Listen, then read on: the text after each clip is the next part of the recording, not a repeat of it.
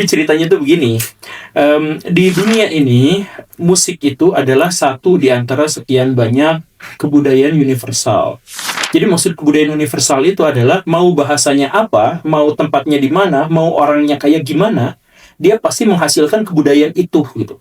Jadi misalkan pernikahan, mau gimana pun caranya, mau gimana pun bentuknya, itu pernikahan itu selalu ada di setiap bangsa yang saling mengenal satu sama lain maupun yang tidak mengenal satu sama lain. Nah, contoh yang lainnya itu juga adalah musik. Nah, musik itu ada di dimanapun di seluruh dunia, mau yang kebudayaannya begini dan mau kebudayaannya sangat primitif, ataupun yang sedang sampai menghasilkan sebuah peradaban yang tinggi, musik itu ada. Nah, kalau misalkan ada sebuah kebudayaan yang ada di seluruh dunia dan kebudayaan itu sebenarnya tidak saling kontak satu sama lain tapi sama-sama menghasilkan seni, maka kita harus mencurigai bahwa budaya yang dimaksud itu terkait dengan unsur-unsur biologis. Jadi bukan unsur budaya yang sosial gitu. Kan kalau misalkan yang lain itu ada, itu kan itu adalah masalah-masalah sosial. Tapi kalau misalkan semua bangsa di dunia ternyata kompak untuk bikin satu kebudayaan yang sama atau wujud kebudayaan yang sama, dalam hal ini adalah musik, maka kita harus curiga pada hal-hal yang bersifat biologis. Begitu. Berarti selama ada wujud manusia yang secara biologis disebut manusia, maka dia akan mengusulkan musik. Nah, maka kenapa juga harus ada musik? Dan kalau misalkan kita melihat pada sejarah, ternyata memang musik itu sudah ada jauh-jauh hari sebelum manusia beradab, sebelum manusia bikin kerajaan, sebelum manusia bikin apapun, manusia sudah bisa bikin musik. Begitu. Makanya sampai-sampai ada para ilmuwan itu berdebat hebat terkait dengan duluan mana bahasa dengan musik. Jadi gini, kan bahasa itu landasan dari seluruh kebudayaan. Jadi manusia bisa berbudaya itu sejak manusia bisa berbahasa. Nah, tapi bahasa itu banyak yang memperdebatkan jangan-jangan didahului oleh musik. Nah, kenapa seperti itu? Karena kebanyakan kata-kata dalam bahasa manusia itu mungkin saja itu adalah variasi dari musik. Misalkan gitunya, ya ini bahan perdebatan, tetapi kita misal orang Sunda gitunya, orang Sunda itu kalau ngomong itu bermusik. Berirama. Kamarana ya. Iya. Nah, ada orang Turki itu, nah itu kan itu sebenarnya adalah ada nada-nada di situ yang itu tampak kecil oleh kita, tapi para ilmuwan bingung, jangan-jangan bahasa Sunda justru muncul dari seni musik. Sebelum mereka bisa berbahasa, mereka bisa bermusik. Jangan-jangan alat komunikasi manusia sebelum bahasa itu adalah musik. Misalkan ya belum ada bahasa gitu ya, ternyata sudah ada musik, sudah ada ketukan gitu. Atau misalkan bahasa yang lebih ekstrim lagi, itu Darwin sampai menyebut bahwa musik itu adalah panggilan kawin, panggilan seksual. Seperti burung. Burung kan panggilan ya. Pendapat ini lemah pisan untuk ukuran manusia gitu. Kalau burung iya dan lain-lain iya. Tapi maksud saya adalah ini menunjukkan bahwa para ilmuwan itu menganggap musik itu adalah cikal bakal kebudayaan. Jadi kalau kita misalkan menganggap bahwa seni sekarang musik itu sekedar seni buat panggung dan sebagainya, para ilmuwan berdebat hebat tentang apakah dia lebih dulu dari bahasa atau tidak, yang menunjukkan bahwa ini bahkan lebih awal. Makanya alat-alat musik tertua itu ditemukan jauh sebelum manusia bisa menulis. Manusia bisa menulis itu 3000 tahun sebelum Masehi. Sedangkan alat musik tertua yang ditemukan itu sekitar 40 sampai 50 ribu tahun yang lalu. Dan bentuknya tulang. Jadi 4 dari 5 alat musik tertua di dunia itu suling bentuknya. Jadi tulang taleng itu ada tulang angsa, tulang apa gitu, dibolongan jadiin suling tutut gitu. Iya, gading kayak gitu. Iya. Ada kemungkinan sebenarnya ada alat musik yang lain yang lebih tua, misalkan perkusi itu kemungkinan kan itu mah lebih gampang ya. Tapi gara-gara perkusi itu mungkin habis dimakan waktu usia karena terbuat dari kulit biasanya atau apa gitu, jadi hilang. Nah kalau yang terbuat dari tulang itu kan lebih awet, jadi kemungkinan mungkin saja ada yang lebih tua, tapi sejauh ini yang paling tua itu adalah alat musiknya itu adalah alat musik tiup. Dan ini sekali lagi menunjukkan bahwa jauh sebelum manusia bisa membangun peradaban, berkomunikasi dalam sebuah sistem hierarki yang pasti dan kuat, manusia sudah bermusik. Begitu. Dan kenapa? Karena terkait dengan unsur-unsur biologis yang tadi itu. Mungkin ajakan kawin, mungkin apa, dan lain sebagainya. Dan yang paling penting, kalau misalkan kita berbicara juga tentang masalah-masalah biologis, kan musik itu terindra dengan cara yang sangat aneh dibandingkan dengan yang lain. Nah, ini nanti ada hubungannya dengan fikih nanti. Yep. Jadi gini, kalau kita lihat terjemahan bahasa Arab, kan musik itu artinya tuh mengalihkan atau melenakan. Makanya disebut musik itu melenakan dan sebagainya gitu. Nah, kenapa seperti itu? Karena gini, kalau kita perhatian pada satu titik, maka sebenarnya titik itu akan benar-benar dikontrol sama kita. Kita melihat pohon itu misalkan, di pohon itu ada yang jurik, wow gitu. Lalu kita kaget, gitu kan? Karena kita melihatnya, kita fokus ke situ. Jadi kita fokus dulu, kita menyusun segala imajinasi dan apa, pas dia nolol, kitanya kaget kan begitu.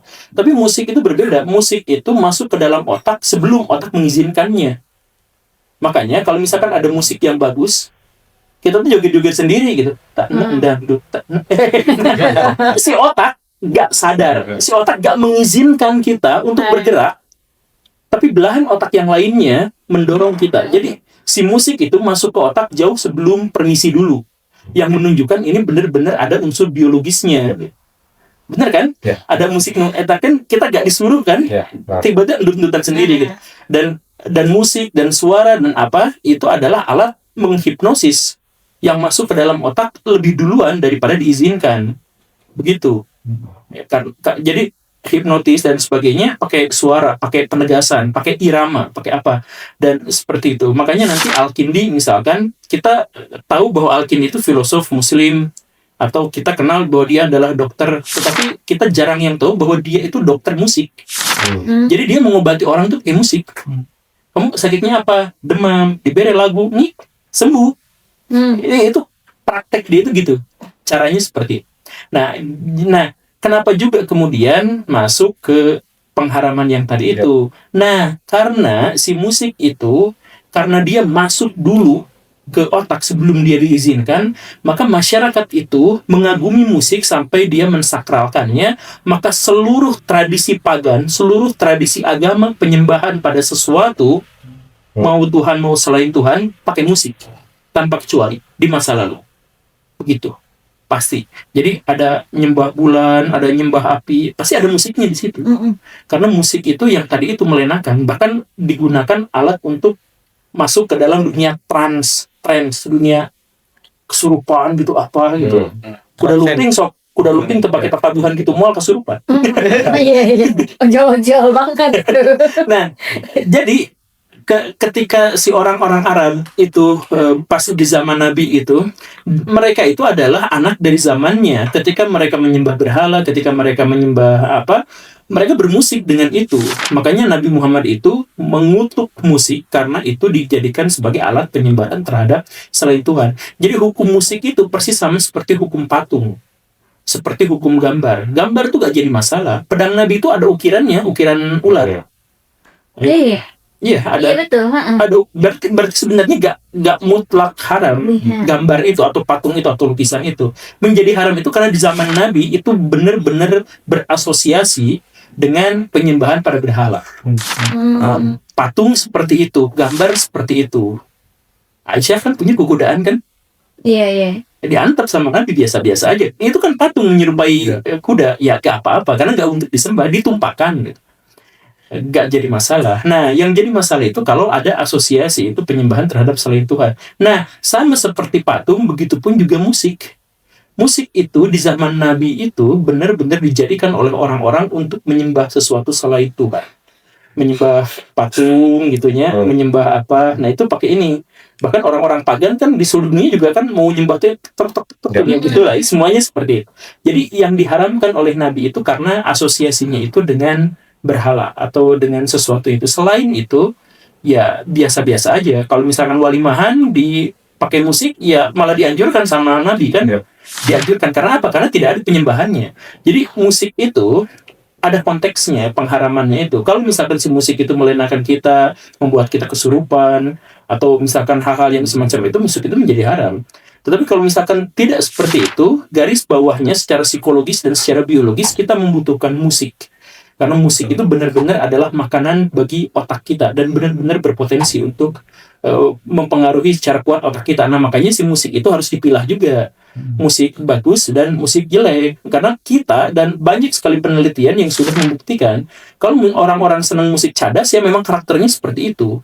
Kalau ada orang yang suka musik mellow, ya memang karakteristiknya seperti itu. Artinya ada hubungan kuat antara si musik itu dengan si otak itu.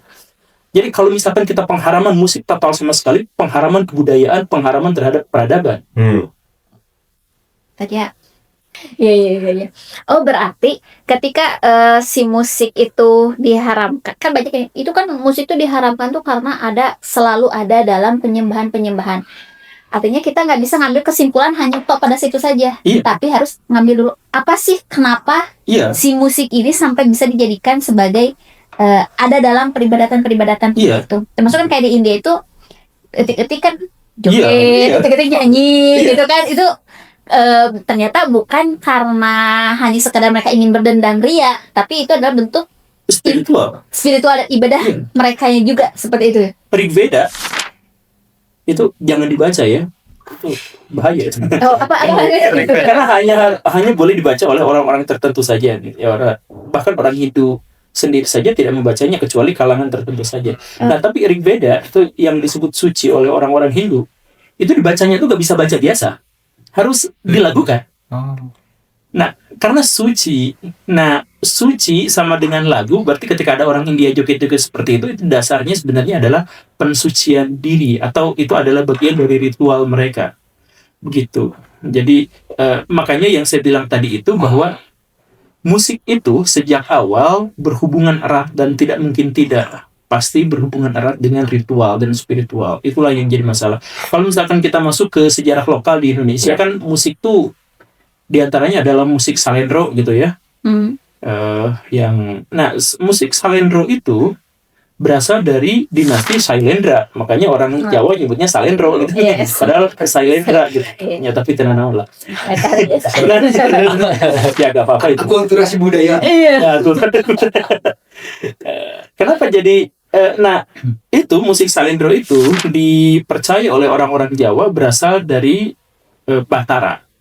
Batara Anu gitu. Nah, kenapa bisa seperti itu? Yang bilang tadi itu, bagaimanapun ceritanya, cerita tentang musik itu memang harus memulai dari spiritual. Kecuali, musik terpisah dari zaman spiritual, musik menjadi seni, sebelumnya menjadi seni, itu pas zaman kapan? Pas zaman Islam.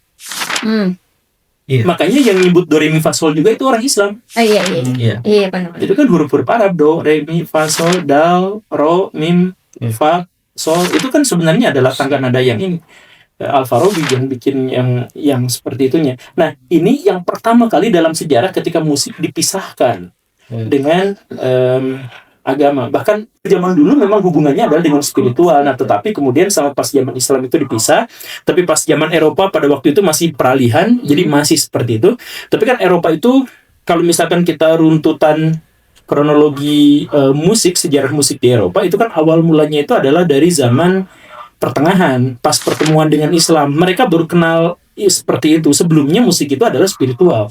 Nah, pas kenal itu, kemudian masuk ke gereja, kemudian masuk zaman Renaissance, musik gereja yang penuh liturgi itu dibabat sama orang-orang ini, kemudian masuk lagi zaman klasik, kemudian zaman romantis, kemudian masuk ada satu zaman lagi, kemudian masuk zaman modern. Nah, pas modern itu kita benar-benar memisahkan antara musik dengan spiritual, tetapi menghubungkannya dengan realitas sosial.